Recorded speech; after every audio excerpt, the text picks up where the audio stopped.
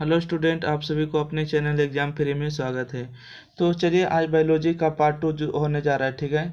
Reproduction का जो है पार्ट 2 होने जा रहा है। अगर पार्ट 1 नहीं देखे हैं तो पार्ट 1 को पहले देख लीजिए, ठीक है, और पार्ट 2 इसके बाद देखिएगा।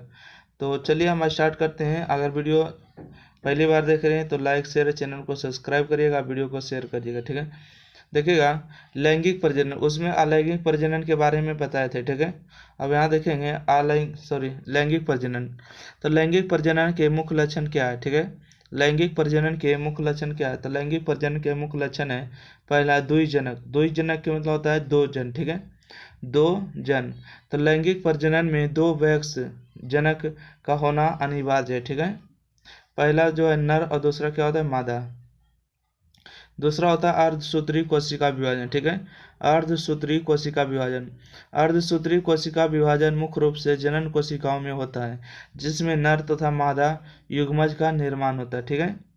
अर्धसूत्री कोशिका जो है, अर्धसूत्री कोशिका विभाजन मुख्य रूप से जनन कोशिकाओं में होता है, जनन कोशिकाओं में होता है, जिसमें नर तथा मादा युग्मज का निर्माण होता है।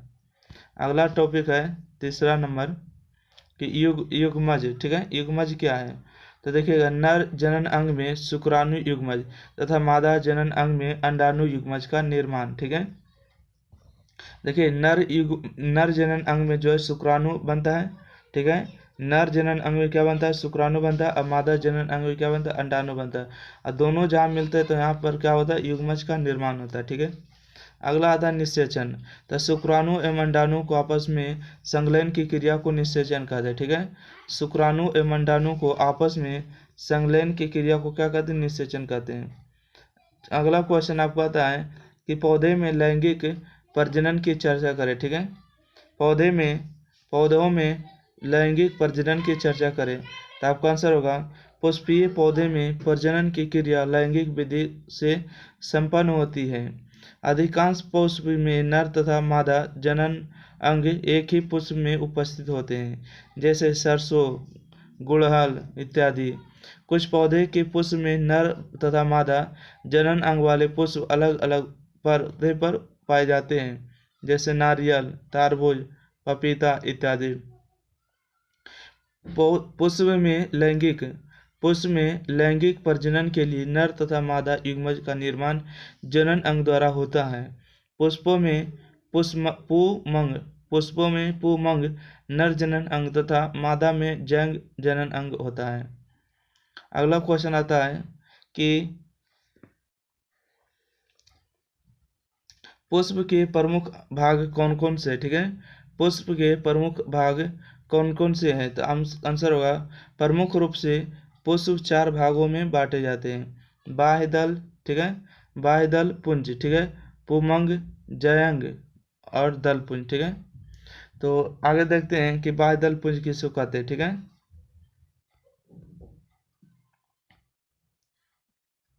ये चैप्टर को फिर से रिपीट हो गई पेज को ना, आइए देखिएगा बाह्य दल पुंज, ठीक है। बाह्य दल पुंज किसे कहेंगे? तो यह पुष्प का सबसे बाहरी चक्र होता है। प्रायः यह हरे रंग का होता है। इसका प्रमुख कार्य होता है कलिका अवस्था में पुष्प के अन्य भागों की रक्षा करना तथा प्रकाश संश्लेषण क्रिया में भाग लेना, ठीक है। प्रकाश संश्लेषण की क्रिया में क्या लेना? भाग लेना। बाह्य दल पुंज का कार्य होता है बाहरी चक्र होता है, ठीक है। बाह्य दल पुंज जो है पुष्प का बाहरी चक्र होता है, प्रायः यह हरे रंग का होता है। इसका प्रमुख कार्य जो है कलिका अवस्था में पुष्प के अन्य भागों की रक्षा करना, प्रकाश संश्लेषण क्रिया में भाग लेना है। अगला आता है दल पुंज, ठीक है।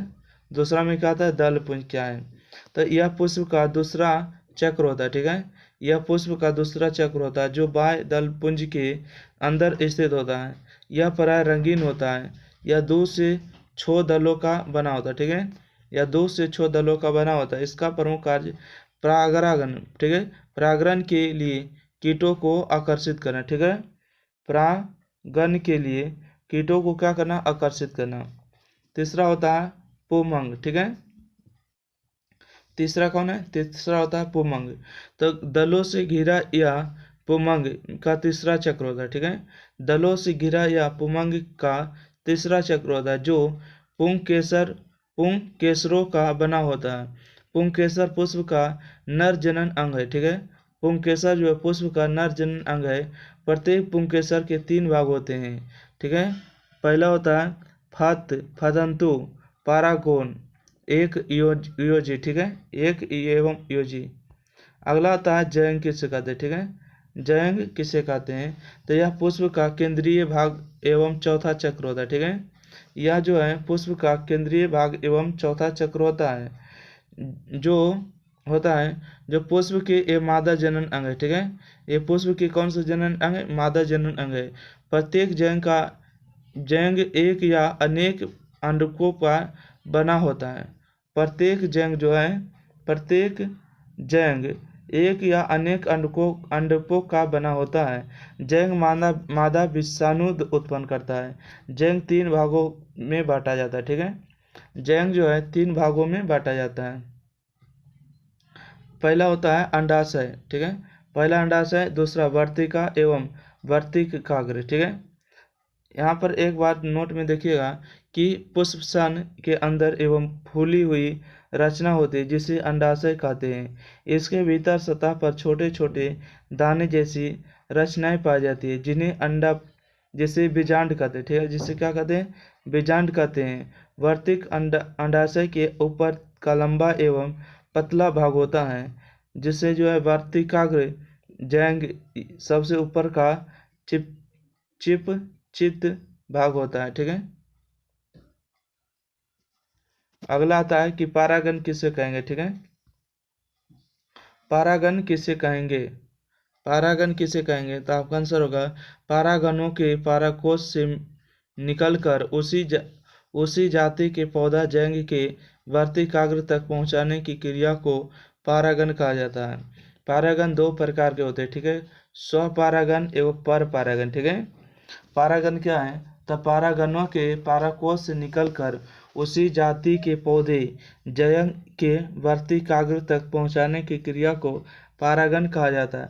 पारागन 2 प्रकार के होते हैं, पहला होता है स्वपारागन और दूसरा होता है पर पारागन, ठीक है। अगला क्वेश्चन होता है कि पौधे में निषेचन क्रिया किस प्रकार संपन्न होती है, ठीक है। पौधे में निषेचन क्रिया किस प्रकार संपन्न होती है, आंसर होगा पारागन के बाद निषेचन की क्रिया होती है, ठीक है।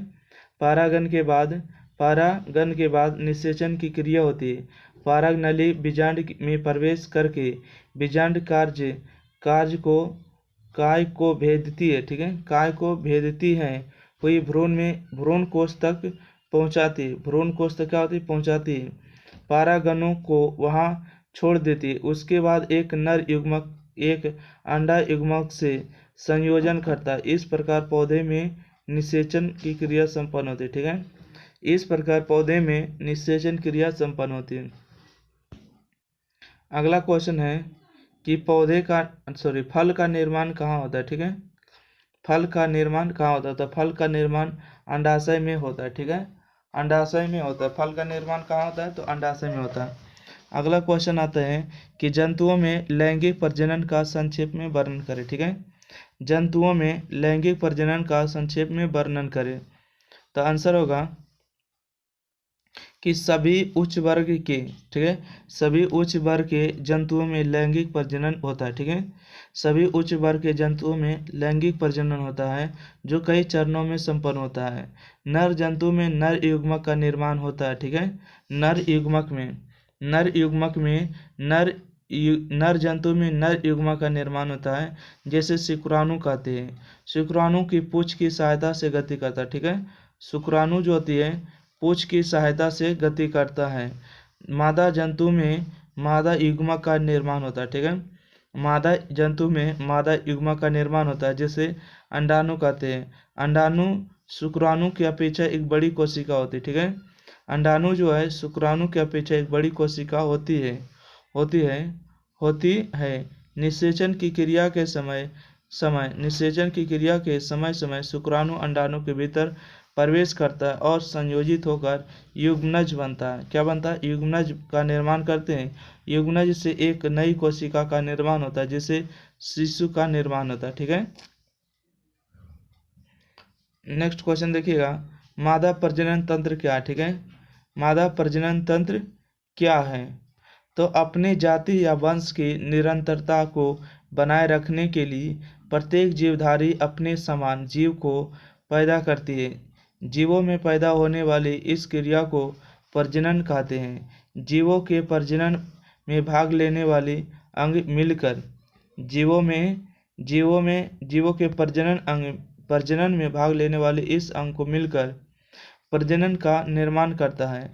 मनुष्य में प्रजनन अंग मादा में 12-13 वर्ष की आयु में तथा नर में 13 से 15 वर्ष की आयु में क्रियाशील हो जाता है। ठीक है।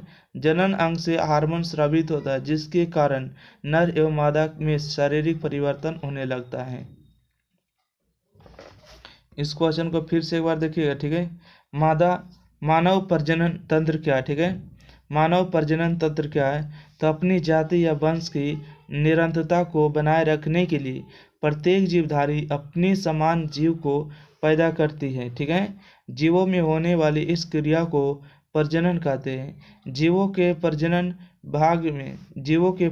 में भाग लेने वाले अंग मिलकर प्रजनन तंत्र का निर्माण करता है। मनुष्य में जनन अंग मादा में 12-13 वर्ष की आयु में तथा नर जो है 13 से 15 वर्ष की आयु में क्रियाशील हो जाते हैं। जनन अंग से हार्मोन स्रावित होता है, जिसके कारण नर एवं मादा के में शारीरिक परिवर्तन होने लगता है। ठीक है। अगला क्वेश्चन है कि मानव प्रजनन तंत्र का वर्णन करें। ठीक है। मानव प्रजनन तंत्र का वर्णन करें, तो आपका आंसर होगा मानव प्रजनन तंत्र नर तथा मादा में अलग अलग होता है, जिसका वर्णन अलग अलग रूपों में इस प्रकार किया जा सकता है। ठीक है। पहले देखते हैं नर जनन अंग। ठीक है। मेल के बारे में। ठीक है। नर जनन तंत्र क्या है? ठीक है। नर जनन तंत्र में कई भाग शामिल होते हैं, जैसे ठीक है, नर जनन तंत्र में कई अंग शामिल होते हैं, जैसे पहले होते हैं वृषण या वृषण कोष। ठीक है। वृषण या वृषण कोष। तब मनुष्य में एक जोड़ी वृषण पाया जाता है। मनुष्य में एक जोड़ी वृषण पाया जाता है। ठीक है। दोनों पैरों के मध्य स्थित वृषण में शुक्राणु का निर्माण होता है। वृषण शरीर के बाहर पाया जाता है। ठीक है। वृषण जो है शरीर के कहाँ पाया जाता है? बाहर पाया जाता है, क्योंकि इससे अंदर शुक्राणु का निर्माण होता है। शुक्राणु का निर्माण शरीर के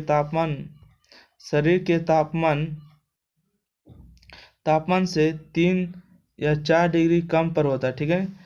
शरीर के जो निर्माण होता है उसके तापमान से 3 से 4 डिग्री कम पर होता है, इसलिए यह शरीर के बाहर पाया जाता है। वृषण के द्वारा टेस्टोस्टेरोन हार्मोन। ठीक है। वृषण के द्वारा टेस्टोस्टेरोन हार्मोन स्रावित होता है। अगला देखते हैं अधिवृषण क्या है। ठीक है। अधिवृषण, तब वृषण के द्वारा उत्पन्न होने वाले शुक्राणु अधिवृषण नामक कुंडलित नलिका में पहुंचाती है, इसे अधिवृषण कहते हैं। यह शुक्राणु अस्थायी रूप से एकत्रित होते हैं। अगले आते हैं शुक्रवाहिनी। ठीक है।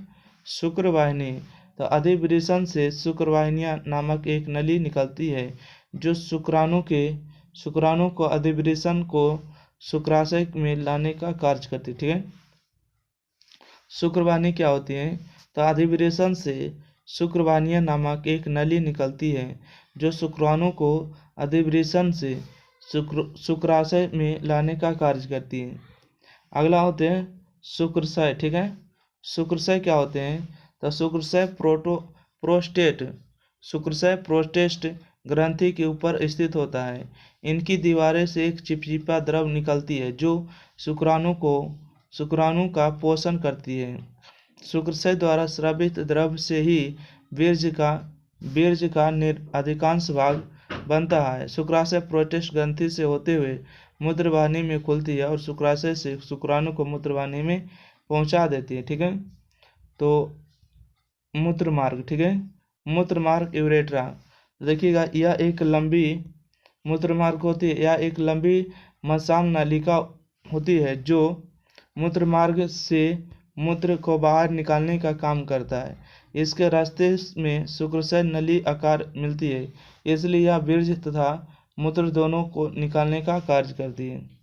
अगला आता है शिशन। ठीक है। तो आज बार इतना ही रहने देते हैं, कल से इसको देखेंगे। ठीक है। तो वीडियो अच्छा लगे तो लाइक शेयर, चैनल को सब्सक्राइब करिएगा, वीडियो को ज़्यादा से ज़्यादा शेयर करिएगा। Thank you for watching this video. अपने एग्जाम प्लीज को जरूर सब्सक्राइब कर, ठीक है।